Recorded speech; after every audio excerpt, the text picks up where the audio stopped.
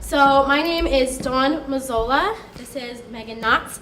We are both currently senior dance majors at Drexel University in Philadelphia.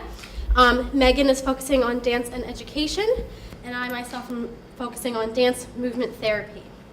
And we'll both be on track for our masters pretty soon. It's coming. And so today, we would also like to start with a question. What images do you see when you think of the word dance? Do you see Dancing with the Stars? Do you see Dance Moms? Do you see ballerinas and tutus? Do you see hip-hop music videos? So take a moment for yourself and think about that first image that comes to mind. Now, while all of these dance forms are completely valid and they definitely have their purpose and place, that's not the type of dance or movement that we'll be talking about in our presentation today. What we're going to be talking about is the natural human impulse to move. Every human body was created to move, right? So when you're an infant, do you ever see an infant just kind of laying like, just kind of being? No, they're moving, they're rolling around, they're turning around, they're looking at things. So every person has this natural impulse to move and shift with your bodies. And so what we would like to talk about today is how can we harness and utilize that natural impulse and have movement as a therapeutic and learning tool with children. So you'll see on the slide behind me our definition of dance. We want to preface this by saying there's a lot of definitions of dance and movement, and all of them are equally valid, like the different genres of dance. But for the purposes of this presentation, this is what we're using as our definition of dance. So it's an art form based in movement. And we're talking about dance as something that's quintessentially human. And how does that relate to integrating into therapy and into education? And how can we utilize this as a tool rather than neglecting the bodies that are in front of us and that we possess ourselves? So these are the topics that we are going to be discussing. There's internal self-awareness, stress management, body image and acceptance, and one that's missing, but it's social tolerance and understanding. So first, we'd like to talk about internal self-awareness. And again, I want you to take a moment for yourself and think about your own personal movement habits. Do you talk with your hands a lot? I'm Italian, I'm always throwing my hands around. Do you pace when you're talking on the phone? Do you stretch first thing that you get up every morning? So think about your own personal body and all of those movement habits that you naturally have. Because at one time or another, those habits were first choices. And so one thing that we would like to help instill in children, especially in therapy and education, is having a very supportive and healthy relationship with your own self and your own body. Not just your mind, but the link between your mind and your body. And so with children, the best ways that we can help them find out their own movement habits and tendencies, their strengths and weaknesses, is by giving them the opportunities to move and to explore their bodies. And, at least for the therapeutic side, this can aid in accessing and managing emotions. It can aid in self-regulating. It can aid in knowing your energy level, knowing when to control yourself, when to let your impulses come through. And by learning those skills as a child, learning how to manage your body and your mind as well, the transition into adulthood can be maybe a little easier because they're more aware of themselves and they can make choices better suited to their own self. From an education standpoint, there's also this great benefit and tool inherent in movement is kind of accessing who you are, what you like, what you don't like, and different learning modalities. So dance is a tool that utilizes not only your physical self, but also your mind, so your cognitive domain, and also your emotions. What do you like to do? What do you not like to do? What makes you uncomfortable? What is comfortable? So I think in allowing children the chance to be embodied in the classroom, at home, in a therapeutic standpoint, anywhere, they kind of have access to this, and they can understand whether, what brings them out, what do they like. And also multiple intelligences, you're giving them the opportunity to not just be a mental being, but also be embodied. Do you like learning through touching things? Do you like learning through moving? Do you like understanding something and embodying it? So giving children the opportunity to do that in an educational standpoint allows them to learn better and allows them to fully embrace what they're learning. And so we just have the first of 4 small movement activities. Don't be scared. Everything's going to be okay. You can stay in your seats, but I want you all, I'm going to say a word, and then I want you to close your eyes and use your upper body and your arms and your hands to make some sort of shape. It's going to be okay. So notice the uncomfortability. Notice what we're bringing out. All we're doing is making a shape. So close your eyes. I'm going to give you the word open. So using your upper body, your arms, you can use your head, your mouth, your shoulders. Something that you feel embodies the word open. You look so beautiful. Open your eyes and take a look around the room and see all the different approaches that we take to the same word. So we all approach it in a different way. Now, quickly again, I'm going to give you another word. Close your eyes. Breathe. The word I'm going to give you is close. Again, using your upper body, you can use your head, shoulders, fingers, knuckles, wrists. How do you embody the word closed? This is so interesting. Mm-hmm. Open your eyes and take a quick look around the room. How many different ways can we embody the same word? And so going back to, especially in education, learning through different modalities. Every person has a different approach. And by learning what our approach is, we can further our choices in health. So our next topic is stress management, which is huge in the life of everyone, but especially children, as we put more and more stressors on our children with, high stakes assessments, and they have to get to this sporting event and this activity and go here and do that, and there's too much. And, they all have value and they all teach us something, but how do we manage that stress? We'd like to invite you to think about the fact that the body is a vessel for all of these stressors. So even if the stress may be mental, that manifests physically somewhere. A child may be a little protracted in the shoulders. They may have a nervous twitch going on. You may shake because you're nervous before a presentation like this.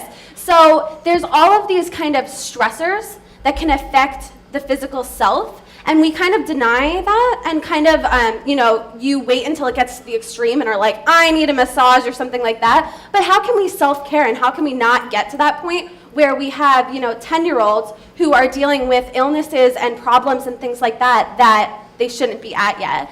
And also not neglecting the fact that these physical ailments can lead to mental ailments as well. So how do we regulate that stress and find a way to, be proactive about it? So we'd like you to think about dance as a modality for that. How do you breathe through something? How do you really approach yourself and your being? And how does that effectively work in an education standpoint and then also in a therapy standpoint? And going back to that point of self-care, which I think in the past decade or so has kind of blossomed into this mindfulness concept that we are embracing more and more as a culture. And especially with children, we think it's incredibly important for children to learn early different coping skills, that as they grow up and as they experience different types of stress and as the stress builds and builds, if they learn these coping skills early on, they'll be better equipped and adapt to deal with those happenings. And so, for example, if you think about a child that's undergoing stress, extreme stress, hold a lot of tension in their body, they are not given an opportunity to let that stress out, so it just builds and builds and builds, and maybe it ends in they snap and they're violent, right? I mean, how many schools, do people just break out and bullying and fights, things like that? And, so instead of just kind of being, oh, well, yeah, violence is bad, we should kind of leer against that, how can we proactively help to prevent that violence? One way is by teaching them healthy movements and healthy movement activities that give them the opportunity to let out some of that steam before it builds into and bursts and overflows. So we have another movement example to go with this one. I'm going to ask you to follow my directions a little bit and really listen to my breath cues as well, because the breathing is really quintessential to the movement. So I'm going to let you access, try to find where you hold tension. Maybe it's in your upper back, maybe it's in your hands, but find a spot that you feel you hold tension in, and I'm going to count to 10, and I want you to allow that tension to grow. Feel how the movement from your fingers then translates into the rest of your body and how that kind of affects your overall feeling. So I'm going to ask you to inhale and find that spot of tension and let it grow for 1, 2, 3, 4, 5, 6, 7, 8, 9, 10. And exhale and let all that tension just melt out of that extremity or melt out of your center. Really just let it release. You can see the whole room. Yeah, yeah. So I'm going to ask you to do it one more time, and that exhale is going to be a little different, so listen carefully. We're going to hold that another place of tension. So find that other place of tension and access it and begin holding that for 1, 2, 3, 4, 5, 6, 7, 8, 9, 10. And a sharp exhale and drop. Yeah. So you can feel how just a simple thing, that was 20 seconds that we took, and just a little attention to that movement and that place of tension and embodiment helps you feel that release. So why aren't we teaching that? Why aren't we utilizing that skill? So the third topic that we'd like to talk about is body image and acceptance. And I know, especially in children, body image it can be a kind of touchy topic. And so what I personally find very fascinating, especially in moving into movement therapy, is this idea of being illiterate in your own body. And it also kind of touches on our first topic of internal self-awareness. How well do you really know your body? Do you know all those spots that create tension? Do you know all the spots that when I do this, it clicks? And I think in children, it's important that we teach them to be literate in their own bodies, to know how their body moves, how it holds tension, how to release tension. And also, in a lot of institutions, children are taught to sit still, don't move, don't look around. They don't have that opportunity to kind of get it out, so then they start to fidget, and that creates even more tension. Mm-hmm. And so we need to instill in children that it's okay to be in your body. Your body is not a dangerous tool, as a lot of people kind of say that it might be. Oh, well, no touching, no hugging, no, you can high five, and that's the only physical contact you can have with another student. But by instilling these ideas that the body is a dangerous place, we grow up and then we have so much more anxiety about our own body. And think back to these movement examples. If you're feeling really uncomfortable in using your body, where did that idea come from? Did it come from your parents or your teacher saying, oh, your body's bad, don't move, just hold all that movement in, that's not right, that's really inappropriate? But your body is a part of your life. Your body is a part of your mind. And so we can't just allow children to grow up with this idea that their body is always inappropriate. Because and going off of that too, not only is your body viewed as inappropriate, but is my body shape okay? Am I okay that I'm taller? Am I okay that my movement looks different than hers? Do I walk differently than her? I, do this differently than he does. So kind of if you allow this awareness to the movement, and also just the sight line of seeing other bodies move in space and knowing that it's okay, she can look different than I do. He can look, completely different. He can look the same as me. So kind of understanding that your body's okay, and what are those strengths and weaknesses that you can find, and those points of beauty and maybe those flaws, and how can we utilize them and how can we appreciate them rather than just completely neglect them and just be like, well, he's smart, she's not this and that. So how do we really embody and empower youth through utilization of movement and awareness to movement? And especially with the rising academic stress that just kind of, that level never really seems to drop back down. Are we teaching children that their mind is the only part of them that has value? If we're constantly telling them, you have to study this, you have to be able to know this, you have to have this on the tip of your tongue, you have to have all this knowledge and information, what are we saying about their body? Even if we're saying nothing about their body, they're taking away that my mind is the only thing of value. So if anything in my mind is disturbed, if I don't have this type of knowledge, then I am not of value, which, especially in children, can grow into a lot of different other things. So for a movement example for this, I'm sorry I'm making you guys move around. I want you to kind of sit in your chair as if you were just on a lazy day at home. Or maybe you got home from an 11-hour day at work and you're tired, you don't want to do anything, you want to sit on the couch. Veg out. Veg out, yeah. Yeah, so notice what that feels like. Kind of scan through your body and what are you feeling? And how does that affect your state of mind? Right? So now, in contrast, I want you to sit up nice and tall as if you are ready to take on the world. Maybe you're at an interview, right? Mm-hmm. Or you're doing an important presentation. Now again, scanning your body, how does this make you feel? Do you feel much more prepared to take on the experiences that you're going to have in the world? Would you go to an interview and kind of veg out? No, because with each body movement comes a state of mind.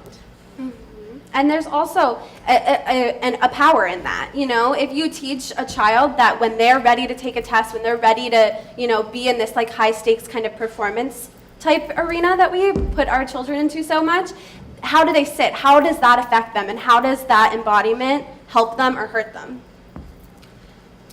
So our last talking point is social tolerance and understanding, which is huge. We've heard a lot about how the power of the group can really add to learning and add to understanding of the world. So we think that movement is a great tool for accessing this kind of collaborative energy, and also that you can learn from someone's movement. So kind of how is how you're sitting. So if you're sitting lazily, what does that say about you? What do you want people, what are you communicating to others? So using language using movement as a language. There's also inherent discoveries and connections that can be made through movement. So you may understand from someone else what they're going through. And it's also where we have all these issues with childhood and points where there may be dangerous and risks involved. What can you see in your friend? Is your friend really withdrawing? Do they seem very closed off? The body language speaks a lot. And if we as educators and as parents and even as peers understand that, how can we, prevent something bad from happening? And what we also think is very important is that we need to create the types of environments where movement is okay. We need to create those types of environments that support creativity, research in the body, personal expression, problem solving, learning how to cope through your body. Because without these environments, without giving children the opportunity to have that movement modality and experiences, then there's no way we can move forward as a generation with our children. Without these types of environments, we're not going to go anywhere. So one more movement example. This one you need a partner, or you can be in a group of 3 or whatever, but I'm going to ask you to think about your week and just think whether you were stressed, you had something to be excited about, you were happy about something. Just kind of find an adjective that you think about your week, and I want you to make a movement about it, or just make a shape. It can be as simple as this, it can be as much as this, whatever you want, and I want you to share it with the person next to you. And I'm going to ask your partner to do your movement with you and then to switch. But I'm also going to ask you to do this in complete silence. So using movement as your communicator. And again, notice if there's uncomfortability. So take a second and make your movement or your shape.